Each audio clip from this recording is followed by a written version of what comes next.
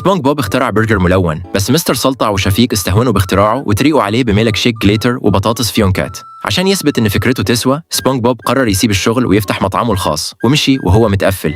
يا بسيط، انت كمان متضايق؟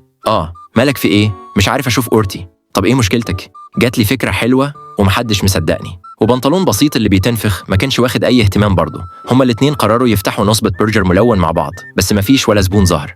انا جاهز، انا جاهز، انا جاهز. لحسن الحظ كل ده كان مجرد حلم، بس في الواقع قعدوا يوم بحاله من غير ولا زبون. سبونج بوب جاله إحباط وكان عايز يستسلم، بس بسيط كان شايف إنهم لازم يدوروا جوه نفسهم عن حل.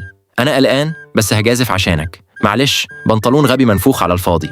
بسيط ملقاش حاجة، بس في الوقت ده عاد راجل أعمال بالصدفة، فبدأ سبونج بوب يسوق للبرجر بتاعه. راجل الأعمال عينه جت على برجر بنفسجي وعجبه جدا. ده مش بطال خالص يا عالم، البرجر الملون ده أحسن فكرة في التاريخ. وفي نفس الوقت في مطعم مقرمشات سلطع اللي كان حاله واقف. مستر سلطع كان بيتفرج على التلفزيون، وفجأة قطعوا البرنامج عشان إعلان البرجر الملون. الزباين كانوا واقفين طوابير قدام بيت سبونج بوب الأناناس، والبرجر بكل ألوانه كان بيرضي كل الأذواق.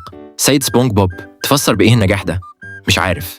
مستر سلطع كان هيموت من الغيرة من فكرة بتكسب دهب كده. سبونج بوب عمل فلوس كتيرة لدرجة إنه بدأ يرجع الفلوس للزبائن.